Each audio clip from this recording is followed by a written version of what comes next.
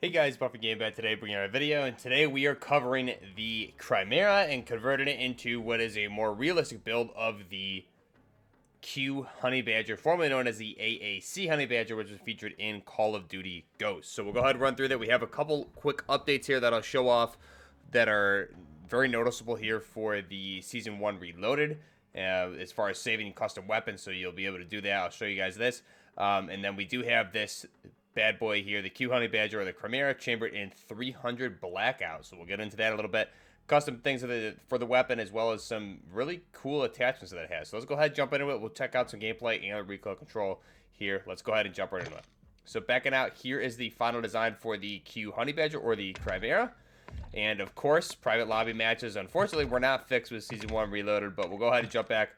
And here we see, I'll go ahead, you see I have it saved at the top left corner as the Q Honey Badger. So let's go ahead and look. If I look at my different ones here, I have the different blueprints. We have the Dark Cell, which is the one that is available in shop. So this is available in shop. If you guys need to unlock it, there's a couple ways to do it. So it's available in the store with the Dark Cell bundle, which you can see that version of it here. And I'll be showing that bundle on screen as well. You just get the Honey Badger as well as some charms, things like that. But it does allow you to unlock this thing with some pretty decent attachments here. You have the Hex 40 grip, mainly for hip fire. You have the 6.5-inch unsuppressed barrel. This one is mainly built for hip fire accuracy. You have a point shooting laser, which is going to be for the hip fire again. Just a standard red dot, and then a grip on there, which again, mainly for sprinter fire. So this is a very, very CQC close quarters combat build. Pretty nice looking build, and again, cool bundle. So that's how you would unlock that in the store. Let's go ahead and back out to multiplayer quickly here, just to show off the weapon itself, how to unlock it. So if I go to this, you can see here is the Q Honey Badger. So the description there's a couple ways to unlock it.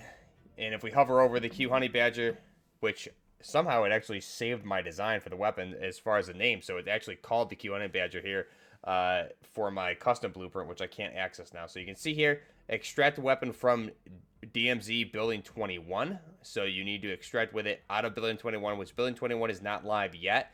However, if a friend does have this thing unlocked, you can simply pick it up from them in a raid or a DMZ raid, not the raid gameplay co-op experience, but in a DMZ match. You can pick it up from a buddy and extract with it, and you'll unlock it that way too. And then get 2 operator kills using assault rifles in 15 separate matches. So you need to join games, get 2 assault rifle kills, and do that over 15 games. Now, I'm not sure if you can leave the game immediately and get credit for that or not, but probably the easiest way to do this is to join games, get 2 kills, leave, and see if it starts tracking. And then if you unlock it or a buddy unlocks it, you can just drop it in a DMZ and get out with it, since Building 21 is not live yet in DMZ from what I'm seeing. So that's how you unlock this. Obviously, you have the store bundle available too. Let's go ahead and back out. Go back to our private game here for this and check out the weapon. So we'll go ahead here, going to the weapon itself. So the Q Honey Badger. Let's go ahead and select the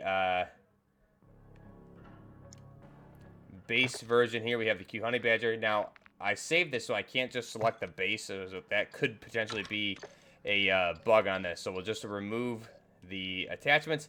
And here's the base Chimera or the Q Honey Badger. So to build this thing up with some attachments, we're going to actually keep the base barrel, which has that suppressor on it. Now, this thing's always referred to integrally suppressed. However, it's not integrally suppressed. It just is a very short barrel with a larger suppressor on it, which is, again, covered with a handguard there. So it appears to be almost integrally suppressed, which it is not. So it's just a regular suppressor on there, not integrally suppressed, but it does come at base with that suppressor. Now, some barrel options that we have here, actually, we have the 2 6.5-inch barrels on this thing, which one appears to be slightly longer. This one here appears to be more of a 7-inch versus a 6.5. So we have 2 of those options, and then we have a longer 10-inch barrel option here, which is going to give you the damage at range, recoil control, things like that. And you do have that Q muzzle device on there at base 2. That golden muzzle device is the real device that comes on this thing at base. So that is on there as well. You can see the different barrel options, and then the base is your suppressed barrel. Not integrally suppressed, just a very short barrel with a bigger suppressor on there. So we'll leave that at base.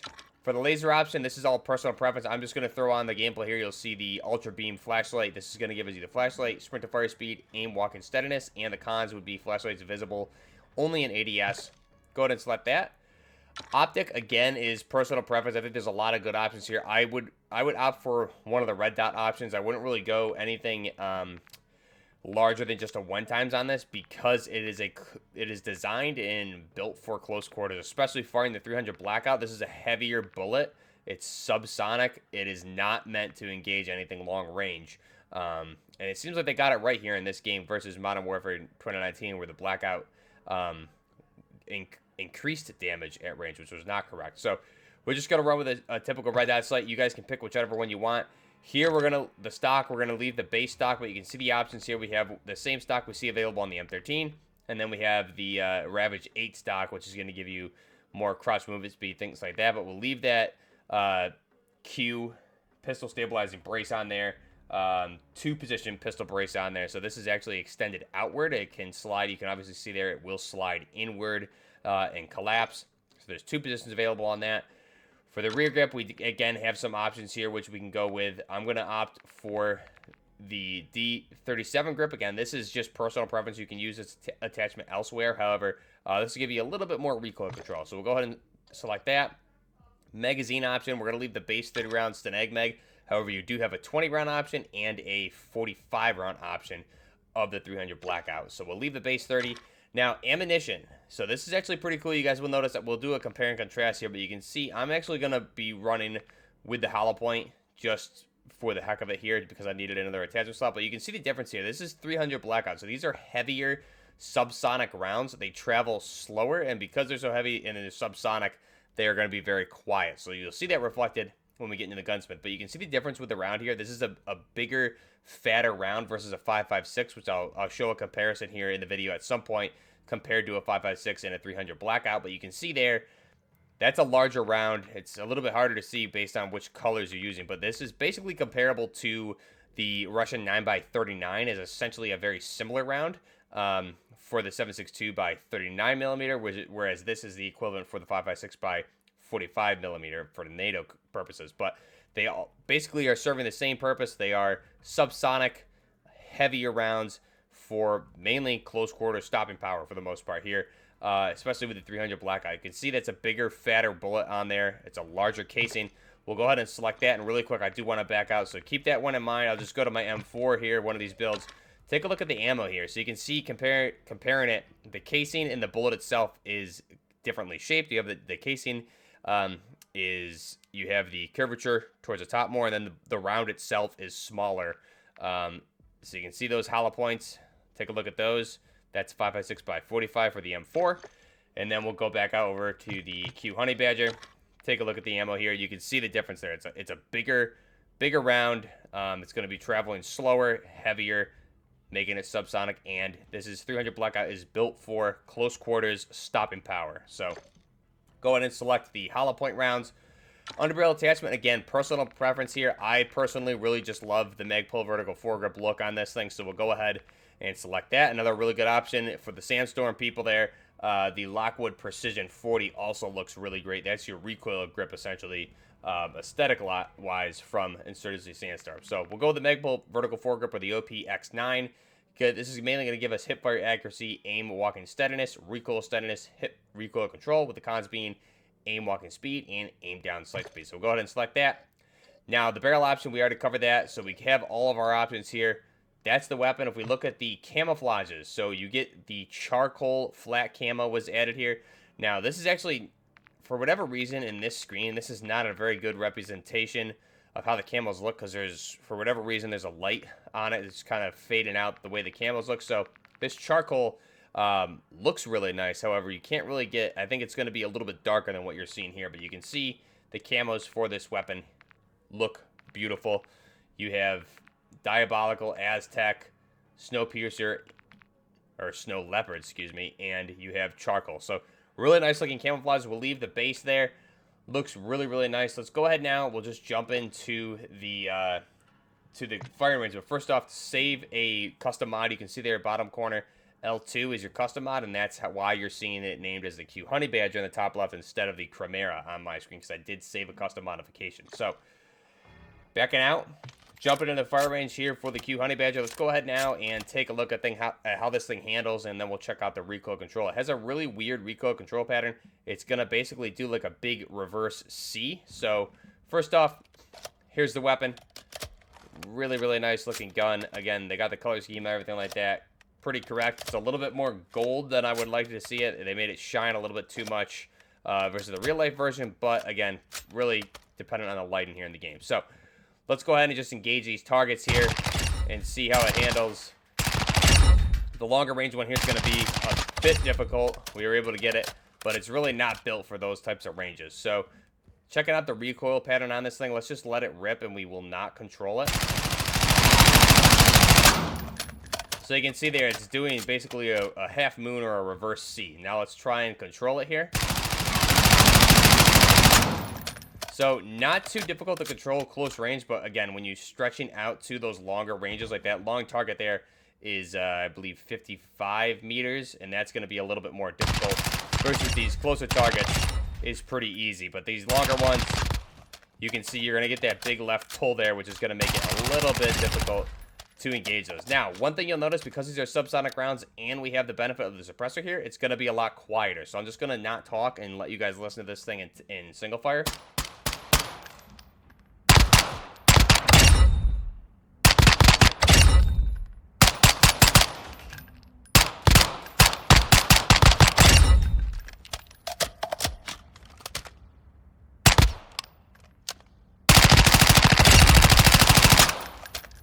So there you go. You can see how much quieter it is. Now, really quick, I do want to back out, and I just want to switch up the barrel on this. We'll just go to a 6.5 really quick, and go ahead back to the gunsmith and just see the difference in how quiet it is.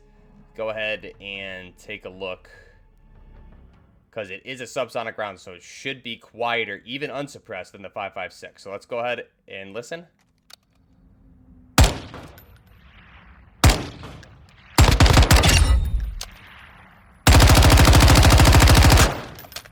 So there you go. You can see it's definitely a little bit quieter than it would be for the 5.56. And you can see very short weapon here. Very nice. Go ahead and back out. And we'll throw those attachments back on. Put our hollow points back on. So here's the final design for the Q Honey Badger. Again, really nice design. Now, some things here. It's basically based. It is based on the AR-15 platform. So there's a lot of similarities here. However, the Q Honey Badger actually has ambidextrous fire controls, whereas here I think it may be more so the lowers based off the ACC Honey Badger. I'm not sure if that was ambi or not. Ambi meaning ambidextrous. We have fire controls here on the left-hand side, not the right-hand side. On the Q Honey Badger, it is ambidextrous. So other than that, the fire controls are exactly the same. We have we have the select fire on the left-hand side. We have the bolt release on the left-hand side, and then we have the mag release there in the same spot it would be on an M4, an AR-15 platform there, right in front of the mag well above the trigger guard on the right-hand side. The barrel is going to be M-lock, no matter what barrel option we have. In real life, the barrel is a 7-inch with a 1.5-inch twist. These are M-lock handguards on this thing. The AAC, I keep calling it ACC, sorry guys, college basketball on my mind. But the AAC Honey Badger, I believe, had a 6-inch barrel, and then I believe they extended it out to 7 inches for the Q, so it's a little bit longer. But again, 7-inch with 1.5-inch or 1.5 twist there. You have full-length Picatinny on the top. You have iron sights there. You have a custom Q. I forgot the name of that specific charging handle there on the rear, but that is both sides ambidextrous charging handle, left and right. You can pull that thing. In real life, you would have the Q logo on the charging handle in the back there. Obviously, that's not available here. And then if we go ahead and just take a look at this thing, you do see 300 Blackout on the upper receiver here on the left-hand side of the weapon. 300 BLK, meaning Blackout. So there you go, 300 Blackout. It is a Bruin platform here in game. And then we have that custom, I believe it's a Geisley trigger, potentially, is what this is based off of. You see these triggers. It could be the customized Q1 at this point. I'm not sure. And again, I can't really zoom in that close without it getting all blurry to get specifics of that, but it is, you see the difference there. The trigger is a straight trigger, and typically in real life these are a 2-stage trigger on the Q Honey Badger. You do have the adjustable gas block in the front of these, that would be inside the under the handguard there, so you need to remove the suppressor for that. Again, 2-position pistol brace, and then we have a 70-degree selector switch here on the left-hand side, but it should also be on the right-hand side as well. 30-round magazine, Stenag mag, and then we have the tapered muzzle, which is where the suppressor would attach to there as well. And that cherry bloom muzzle device is what you guys are going to be seeing. This is the muzzle device. If I just go ahead and select any barrel here, you can see that goldish muzzle device. That's called the cherry bloom muzzle device that comes custom, or I guess standard with all Honey Badgers. So we'll go ahead and put up our final build. So again, final design for the Q Honey Badger there. Let's go ahead now and we'll jump into the game here for this weapon and just see how it handles. I'm going to show a little bit of probably 2 different clips of gameplay here. We have Shipment playing on, and then we have just on the Los Alamos map, the Mexican map there, just showing off some different engagement sizes. I think this thing on Shipment is actually a lot of fun. It's a pretty, again, it's built for close quarter situations, so it works really well up close. I believe I tested it, and it's around I believe it's a 4-shot kill at close to medium ranges. In single fire, I was testing it in some of the gameplay here. Probably won't have that included here just because it was a little bit boring, but again, it seems to be a 4-shot kill. 300 Blackout, heavier round, made for close quarter stopping power. So in real life, the weight of this thing is 4 pounds 8 ounces. The length is 20 to 25 inches, depending on the position of the pistol brace, the buttstock there. And according to Q on the website, the drip level for this is maxed out. So this is ultimate drip for the Q Honey Badger. This thing, again, was originally developed by AAC and was offered up, and then eventually they got away from the firearms development, started moving into suppressors, things like that. The founder of AAC, Kevin Brittingham, and his research and development team moved over, or he at least started the company Q, and they remade this thing as basically the Honey Badger 2.0. So some information about this over on the website. The 7-inch 300 Blackout Honey Badger is now available with a proprietary pistol stabilizing brace. Now, I'm not sure if this is an older information here because the ATF did send them a cease and desist, so I'm not sure if they're actually reproducing these now. I'm assuming they could be. They jokingly call it the ATF Gun of the Year. The original Honey Badger, developed by AAC. Now, the reason this thing was originally developed, the concept for this, was because the MP5, they needed a replacement. So, the team had a request from U.S. Elite Special Operation Forces Group looking to replace the MP5 SDs, those suppressed versions of the MP5s, and those, again, fire a small pistol caliber, the 9x19 Parabellum. So they wanted something that would replace it with an upgraded platform. Requirements included the ability to shoot a rifle caliber round while maintaining low visibility, excellent signature suppression. So developed in conjunction with the 300 Blackout, the Honey Badger was born, exceeding expectations, but never made it to the commercial market. So again, this is a theme we've seen in the past couple, I would say 10 to 20 years, is the need to replace these submachine guns with weapons that are rifle caliber, but also low profile, just like a submachine gun, like, for example, an MP5 SD. So with the MP5 SD, firing the 9x19 Parabellum, this, again, is essentially the same exact size, length, and weight. However, it's firing a rifle caliber, but larger than a rifle caliber because you have a 5.56. This is a bigger bullet than the 5.56 and heavier, which is going to make it subsonic, so you have a low sonic signature, especially with a suppressor. It's going to be nearly... you can't even hear the thing. Basically, you don't even need ear protection. There's plenty of videos of guys online doing those tests with subsonic 300 Blackout rounds. They're not even needing ear protection with a suppressor attached. So that's pretty interesting. Again, the stopping power is obviously much greater than a 9x19 or a pistol caliber weapon platform like an SMG, because you need something that's going to defeat body armor, as body armor has been improving over the years. So that's really the purpose of this. Enter the Honey Badger by Q. At first glance, the Honey Badger appears to the same as the original Q focused on taking the iconic Badger to the next level and improvement upon its technical aspects of the first generation, which was developed by the company AAC. Now, that includes a variety of different things here, from the gas system to the trigger, the telescoping pistol brace. Honey Badger 2.0 does not disappoint. So there's a lot of cool features on this thing that we breezed through here. There's a lot of videos you can find online of people going through this, but again, you have a lot of cool things about this gun. Now, some real life information on this weapon.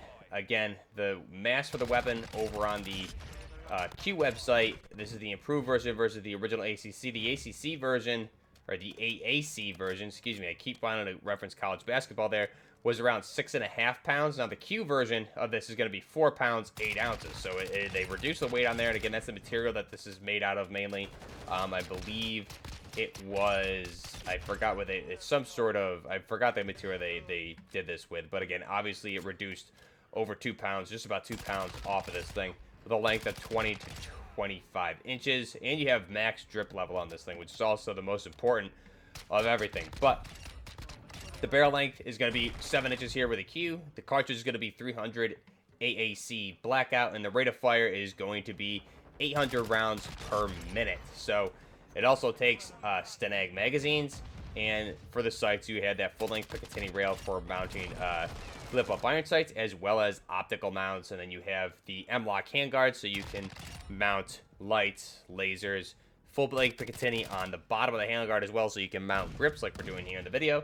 And again, a really cool weapon. So in 2020, October 6th, the ATF sent Q a cease and desist letter. Now, I remember seeing this on social media at the time. It's certain that the Honey Badger pistol was not a pistol, it was a short barrel rifle. So there are debates over the length of this thing and what constitutes as what, and they're changing these laws all the time here in the States. Q tried to resist the claim. They ceased production of the weapon and confirmed this in an official statement on the 14th of, I believe it was, October 2020. I remember seeing this. The ATF gave their cease and desist a 60-day suspension, but Q did not resume production of the Honey Badger, because if they resume production and then ATF changes their mind, they can't sell anything and they have to stop production again. So it's not like you can just start production up at a moment's notice and hope that you don't get another cease and desist. So, but as of now, these may very well be available again for a purchase. I don't have an update on that, but obviously in the Q website, it seems like they are available again. So I'm not sure what happened with that. They jokingly call it the ATF Gun of the Year, so I'm assuming that all that got worked out and they have resumed production with this thing, especially if we're seeing it here in the game for Call of Duty Modern Warfare 2. They must be making these. So according to the website, you can order this for $3,000. It comes in at $2,999. So that's what you can do. Again, direct MSRP. Orders from Q are no longer permitted. So this is where you see you need to go through local dealers, things like that. So I'm not sure. It seems like they're probably not selling, at least right through the website, through Q, but you maybe need to go through a dealer on that. So not really sure what's going on with the ATF laws with this thing still. Everything's back and forth almost daily here in the United States. So no idea there, but let me know your thoughts down below on the Q Honey Badger or the Chimera. The unlock criteria, not that difficult, honestly. The challenges there seem pretty straightforward. You can unlock it via Building 21 when that comes live in DMZ, or just have a buddy drop it for you if they unlock it. Let me know your thoughts down below on the weapon. What do you think of it? I really love the 300 Blackout caliber on this thing, and I love the sound profile on it is lower, obviously, than a 5.56, even when it's unsuppressed, which I really like, because it is a heavier subsonic round. High rate of fire, and obviously it seems to be, they got it right this time around, where it's built for close quarters stopping power. So that's pretty cool. Let me know your thoughts down below. What do you think they did right with this weapon? What didn't they do right? And I remember doing the original AAC Honey Badger conversion back in Modern Warfare 2019, trying to make something that replicated it via the M13 at the time. So now we actually have the correct Q Honey Badger this time around, added here as a Chimera for Season 1 Reloaded. Let me know your thoughts down below. Till next time, this is Buffman Gaming, out.